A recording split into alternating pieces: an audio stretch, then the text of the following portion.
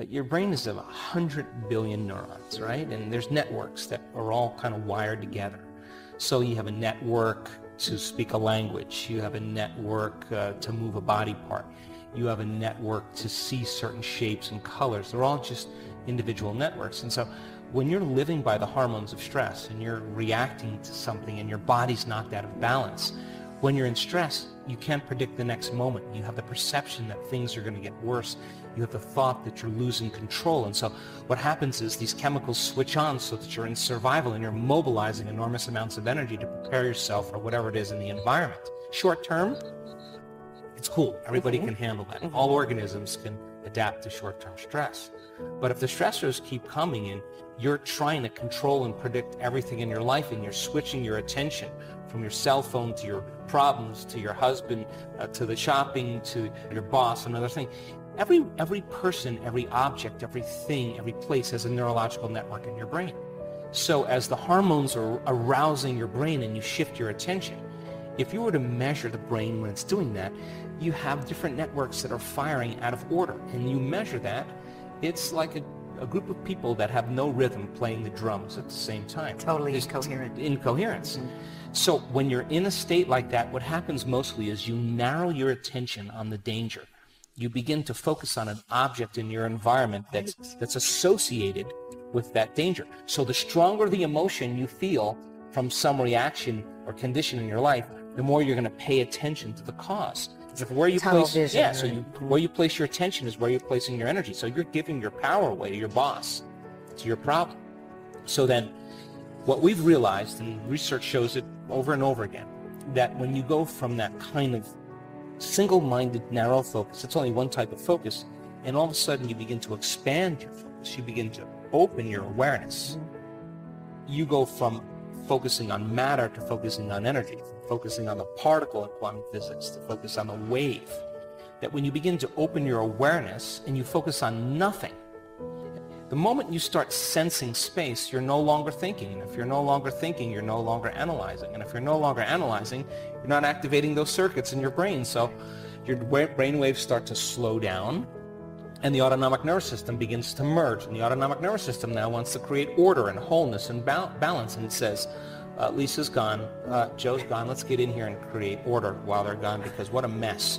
And all of a sudden it starts to synchronize different compartments in the brain. And what syncs together links together. And all of a sudden the brain starts functioning in a more holistic state. So we've seen in our work, when people start getting these different networks starting to synchronize, we can now predict what's going to happen. We can say, watch this. We can say to scientists that come and watch our work, watch what happens with this woman. Just keep watching. And all of a sudden, you see the right half of the brain talking to the left half of the brain. All of a sudden, these two hemispheres come together.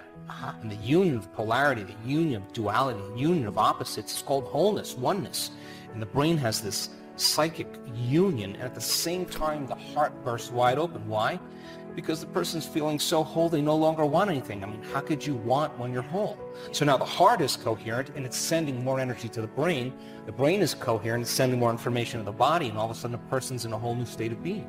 So now, that was our research last year. Now this year, when we start seeing that level of coherence, all of a sudden now, we are going to levels of energy in the brain that have never been recorded in the history of neuroscience. That now a person is connecting to the field, and there are hundreds of standard deviations outside of normal in a brainwave state called gamma. Now they're super conscious, and not just one part of the brain.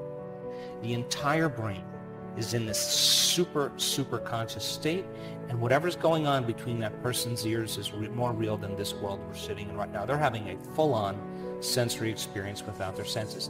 And they can't make their brain do that. It's happening to them.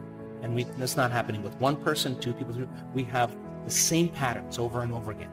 And when we now know that we can induce it, we now know how to create it, and we now know we can predict it when it's about to happen. I can say, watch this, she's going to pop, she's going to go. What do you mean? Just keep watching. And, you know, when a brain scientist looks at this, the first thing they think is seizure. They think they've never seen anything like this. And they, she's having a seizure. And I said, does she look like she's having a seizure? You know, she's just totally connected, big smile on her face. Yeah. The brain is just in a super, super aroused state. But the arousal is not coming from some threat in her environment.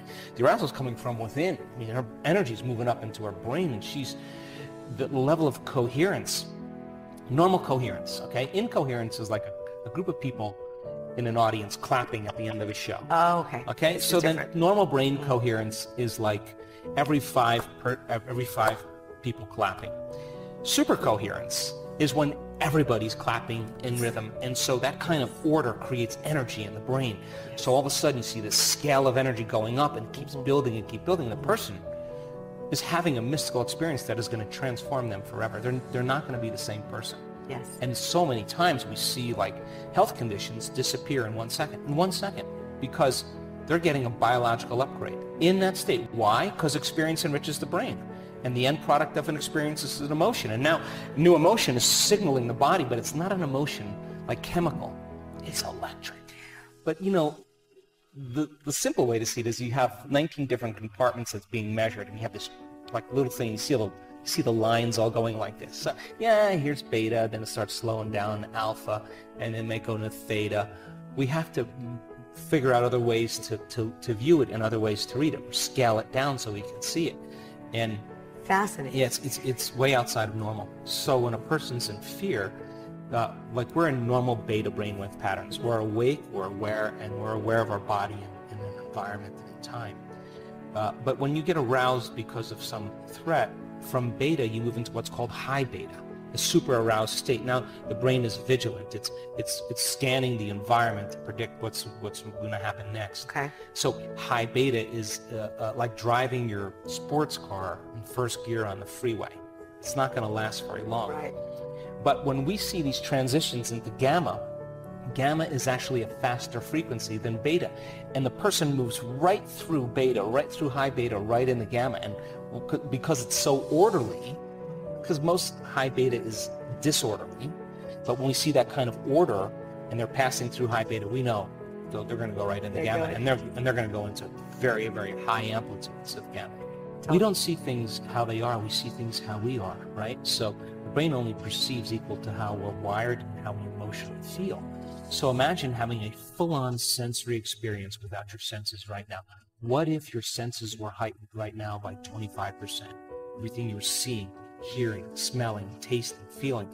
If your senses are heightened by 25%, your awareness of everything around you is heightened. Awareness is consciousness. You can't have consciousness without energy. So the brain gets a rush of energy, and now the experience lays the tracks down in the brain. And now when we come back to our senses, we are going to perceive a broader spectrum of reality. Now our brain is wired to perceive what has always existed, but we didn't have the circuits to perceive it. And now the person's getting a broader glimpse of reality. Science says we perceive less than 1% of reality. Well, now they're getting a glimpse. The sacred is so much grander than the mundane. Yes. And so in a moment, a person is now no longer in the labyrinth of life. They are looking at it from a different dimension. They know where they need to go on. They're no longer asking anybody for answers. They're getting a download from the field, and we actually call it a download. And with that download comes a biological upgrade. There's an upgrade because all disease is a lowering of frequency according to the quantum model. It's incoherence. The body is disorderly. It's slowing down in frequency. So now, once the system switches on, all of a sudden, that person is drawing from the field. Get ready, because the body is going to take on a new frequency, and we see eczema disappear. We see tumors shrink.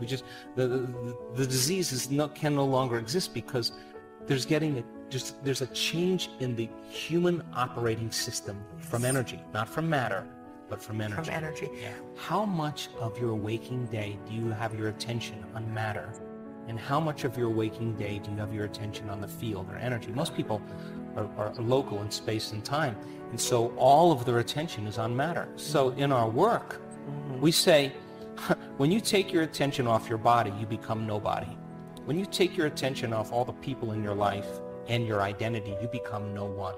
You take your attention off your cell phone, your computer, your car, you're in no thing. You take your attention off the place you're sitting, the place you need to be, you're in nowhere. If you're not thinking about the past or the future and you're in the present moment, you're in no time. And that's the moment you become pure consciousness. That's the moment you're disinvesting all of your attention and energy out of this three-dimensional reality. Now, this three-dimensional reality is real to us because we perceive it with our senses. But the quantum is a realm that exists beyond the senses, and you could only experience it with your awareness. So then imagine... It's just as real. It's more real. So then, just because you can't see something doesn't mean it doesn't exist. So then if I said to you, pay attention to it, connect to it, become more aware, stay present with it, moment after moment after moment, like a radio dial, your nervous system is tuning into frequencies. Sooner or later, you're not doing it with your body. If you're back in your body, you're back in three-dimensional reality. You have to get beyond your body, your environment, and time. Now, that's the moment you're on the bridge to the quantum field. But if you're going to connect to that field, there are greater and greater levels of order and oneness. So then as you begin to connect to that information and you look for it, and you tune into it, every time you feel something, your brain lays down a circuit. Why? That's what experience does. Now you're putting the circuits in place for you to perceive more of it. And if you're focusing on the divine, you just may see the divine in everybody.